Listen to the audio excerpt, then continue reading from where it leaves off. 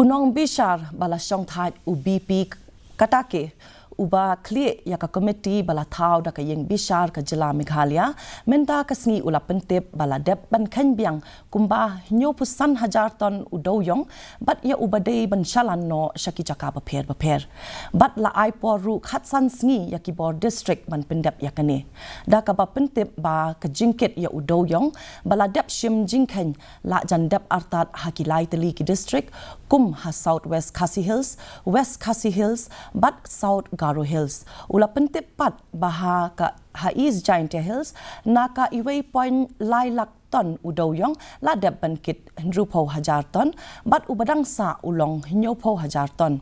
ula pha ru ya u deputy commissioner jong ka east Giant Hills ban pinshisha ya ka jingdon jong Hynñiew Hajar ton u Dewïong ya ubadei ban kit shaki Jaka penhab Dewïong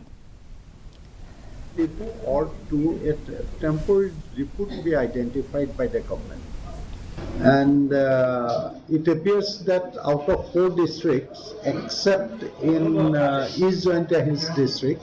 other districts almost completed the transportation of reassessed, re-verified inventory coal.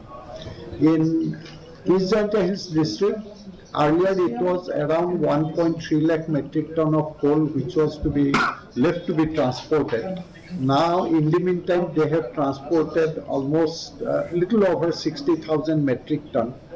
and now little over 70,000 metric ton is such coal is yet to be transported from Phew to the designated depot.